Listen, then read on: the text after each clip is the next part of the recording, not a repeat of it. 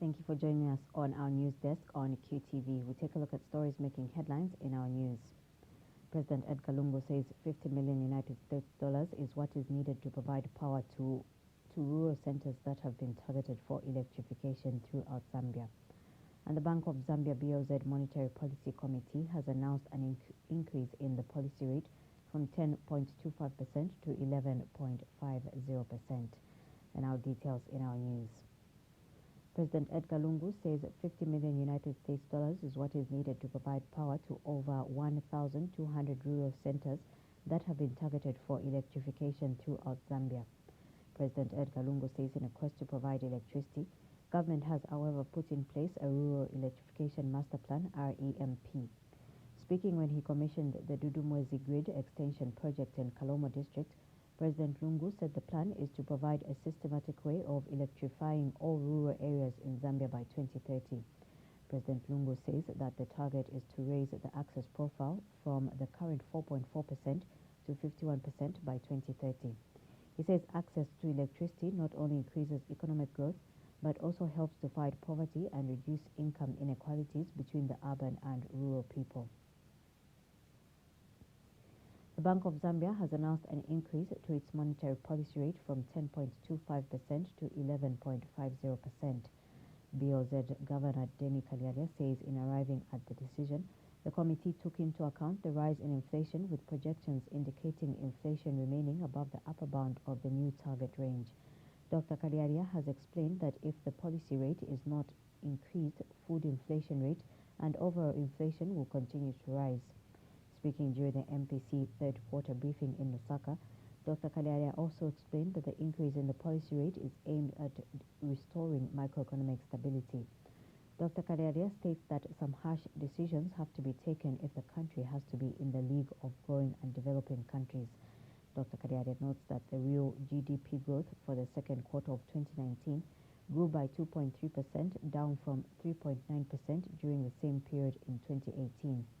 He has, however, stated that in 2019, GDP is projected to significantly decline to about 2% from 4% in 2018, premised on projection contraction in agriculture, constrained electricity generation, and lower than anticipated mining output.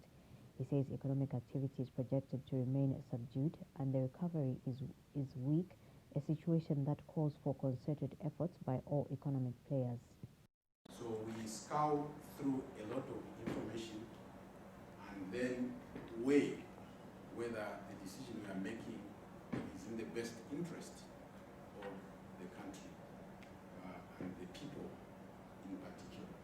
It may seem harsh, but it's because the conditions are quite tough and we have to rise up to the occasion to ensure that we don't let things spin out of control, because then we'll be forced into making haphazard decisions. So that's the context I would like you to take into account as you listen to the factors which we looked at in coming at this decision. So in particular, we noted that the projections over the horizon that we are looking at were indicating that inflation will remain outside the target range. The target range that we have been given as an institution to observe is 6 to 8%. Now, this is a medium-term outlook. So we take care whether the idea is to bring it down immediately or it's in the medium term. So what I would like to say in that context is that the adjustment of 11.5% would by itself and on itself be able to bring into inflation back in the corridor right away. But it is our expectation that over the horizon it will bring inflation down into the target range. But obviously other actions by other key policymakers will be very, very important. Meanwhile, economist Chibamba Kanyama has described the increase in the policy rate a big adjustment in relative terms. Mr. Kanyama has also observed that the increase has come barely a week after the BOZ increased the commercial bank's overnight lending rate to curb inflation. On his Facebook posting, Mr. Kanyama notes that the decision to increase the policy rate was expected, adding that economists like him, in fact, saw it coming. Zambia's Cooperating Partners Group has encouraged government to work forcefully in its pursuit for an International Monetary Fund (IMF) economic recovery program.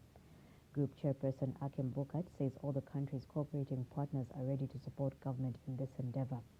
Mr. Bokat, who is also German ambassador to Zambia, personally thinks that the recent visit of an IMF team is a sign that the Zambian government is determined to engage with the IMF.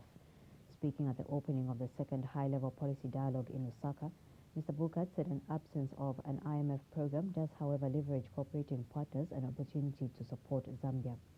Mr. Bokat, however, states that fighting corruption in Zambia remains work in progress and requires commitment from all members of government and cooperating partners.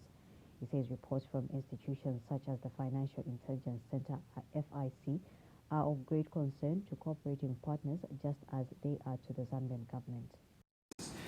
I can state that Zambia has numerous institutions and regulations in place to this fight.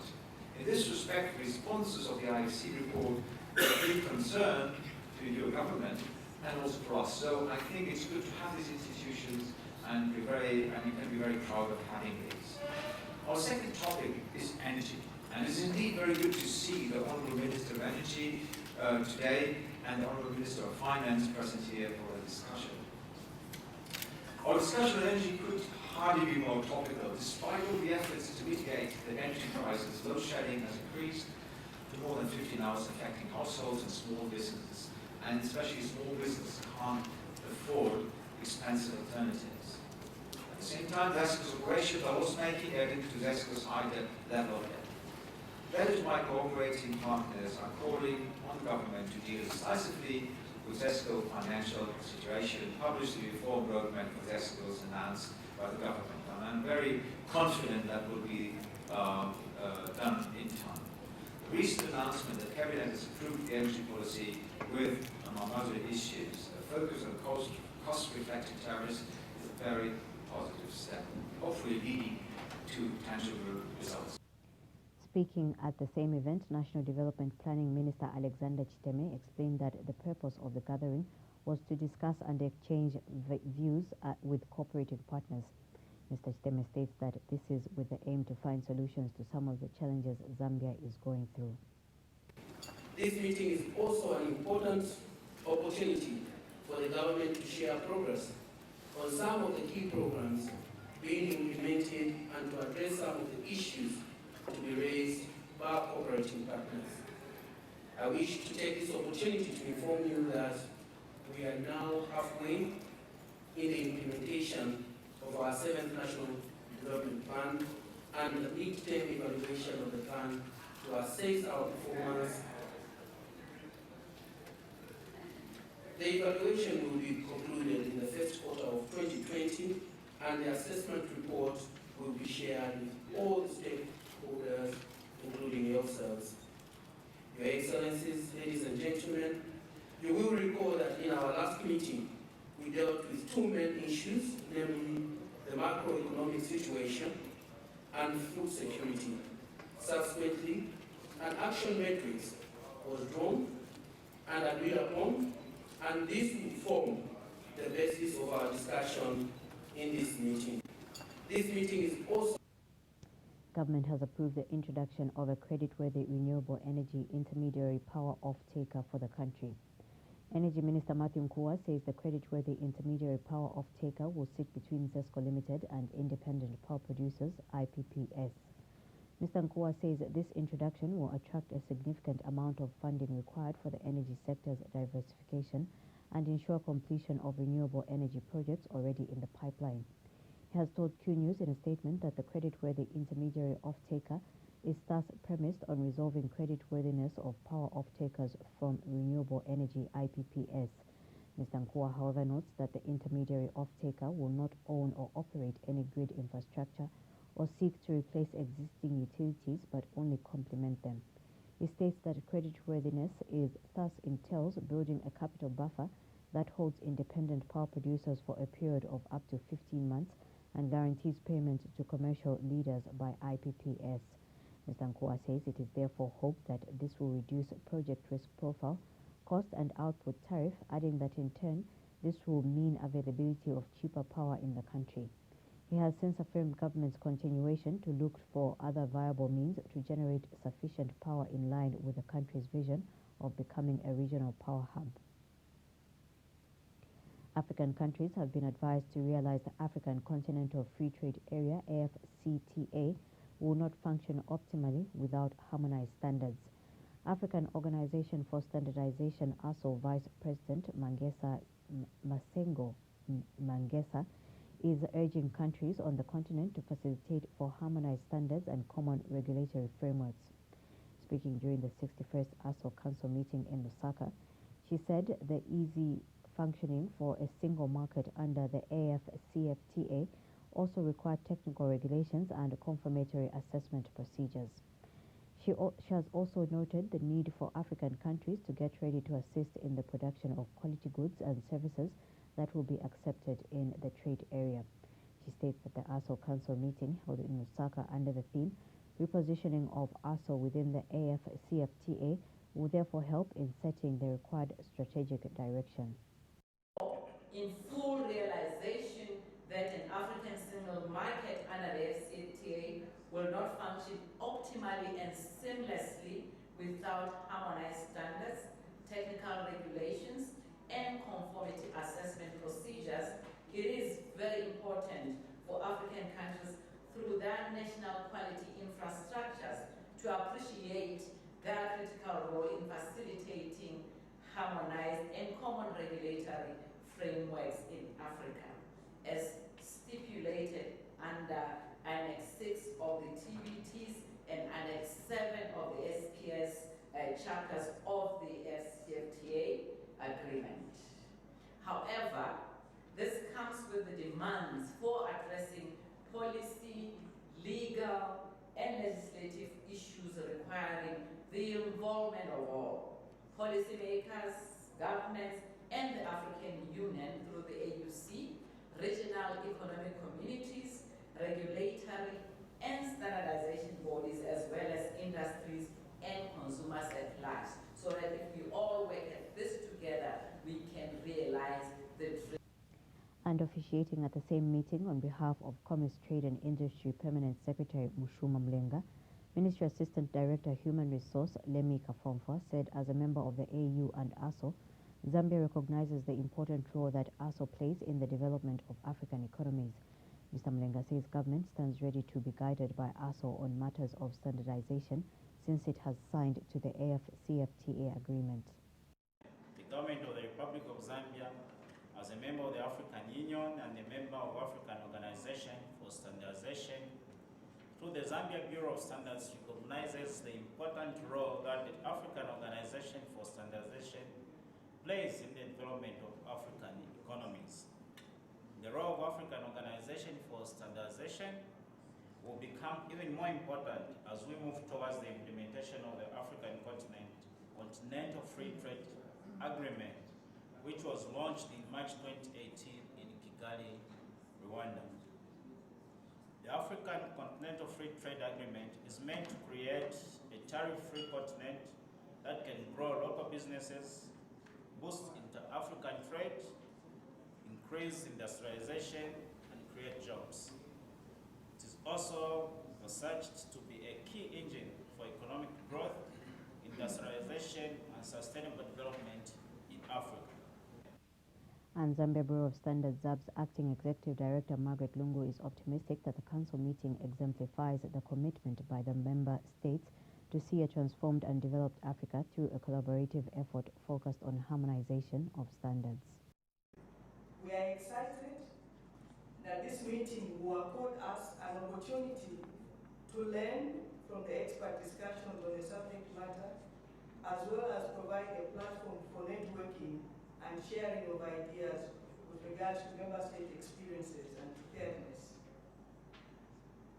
I therefore wish to encourage our local invited stakeholders, some of whom are here, some will join us tomorrow, to actively participate in the discussions around this topic and take advantage of this strategic direction. Ladies and gentlemen, allow me to thank ARSO for giving Zambia the opportunity to host this 61st Council meeting. Health Minister Chitalo Chilufya has observed the need to strengthen cross-border diplomacy in the provision of health services between Zambia and its neighboring countries. Dr. Chilufya says this is especially with the advent of global health and its integration in Zambia's health system strengthening agenda. He notes that the health facilities near the country's borders must be able to structure cross-border relations to ensure populations from across neighboring countries access health services. Dr. Chilufya says the number of Congolese nationals accessing health services from Milenge District Hospital in Wapula Province, for example, is an indication for enhanced dialogue. His comment follows his recent visit to the health facility, where he found patients of Congolese nationality being attended to. When you see events like this, it's an indication for enhanced dialogue.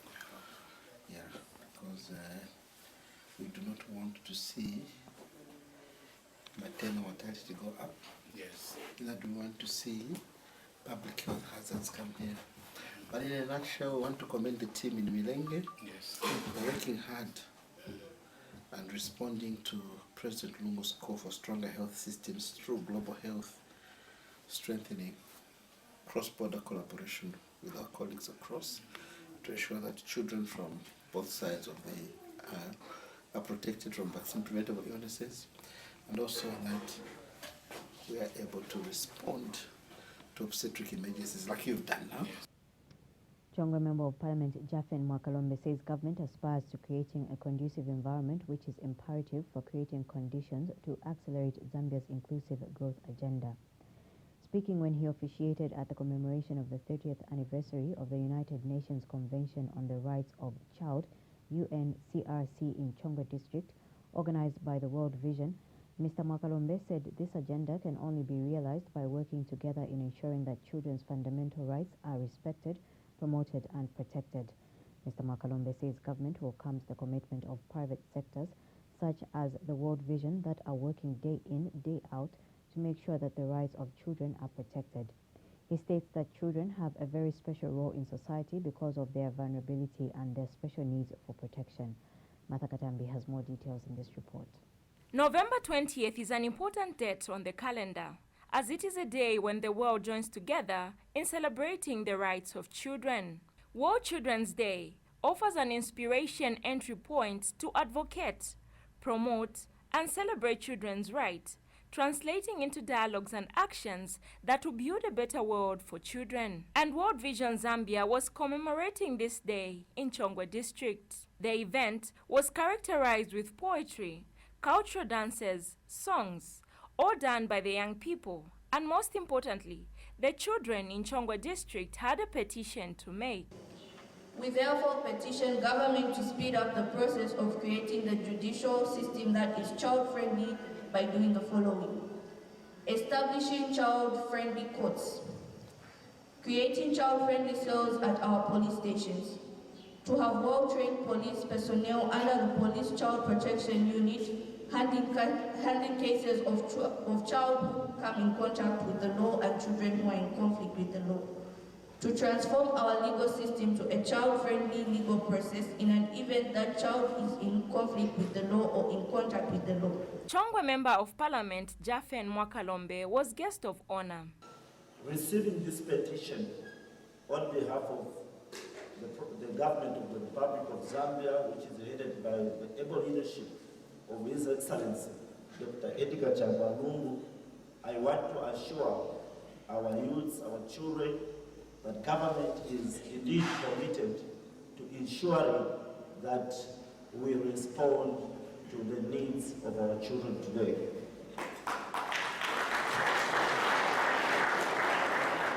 Pamela Chama is World Vision Communications and Advocacy Director. Children have a right to an education, to express their own opinions, to participate in decision-making in the things that concern them. If things are not moving right with you or in the environment where you are living, you've got every right to stand up and say, this, if somebody is touching you where they're not supposed to touch you, if somebody is not giving you the education that you need to receive, what this day is basically saying is that you can stand up as children and ask certain key questions.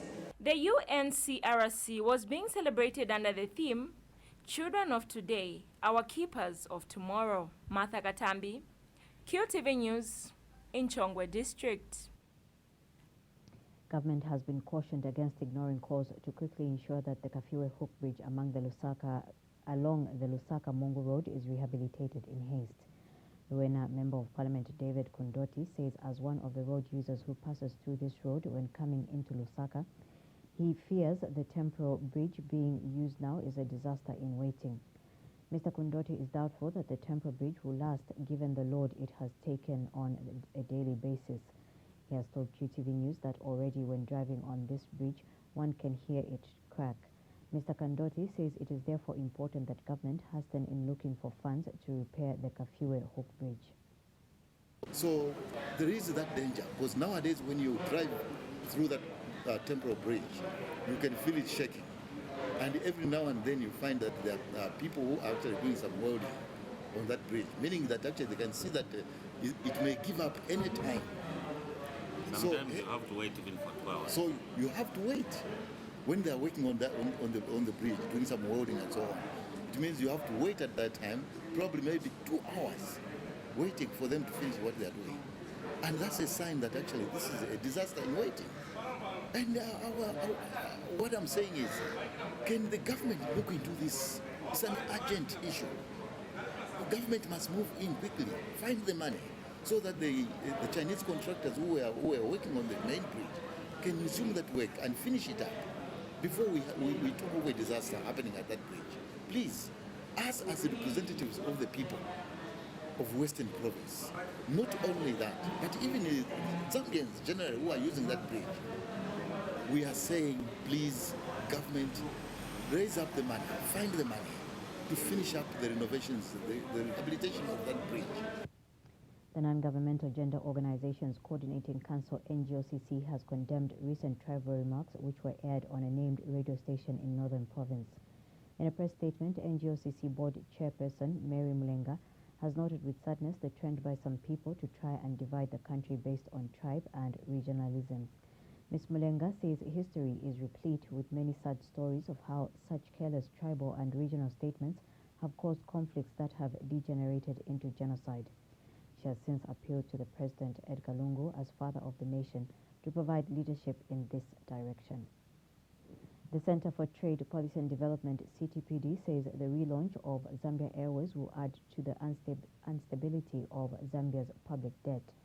CTPD researcher Bright Chizonde has disclosed that a recent meeting the center had with staff of the International Monetary Fund, IMF, as a civil society organization revealed that the IMF will not initiate talks on a possible program with Zambia as long as debt remains unsustainable.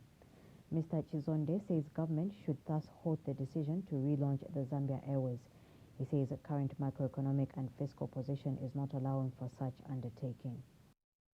The Center for Trade Policy and Development has just concluded a study looking at the business model of Zambia Airways and also the financing options.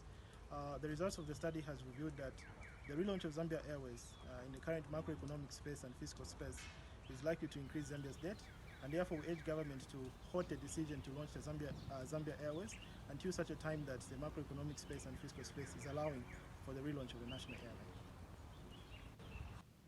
And in sports, Chief Chimbuka of the Bemba-speaking people of Chinsali district has called on the Minister of Sport to reorganize the Zambia national soccer team due to their current performance. He has expressed disappointment with the performance of the Chipolo Polo in Tuesday's game against Zimbabwe.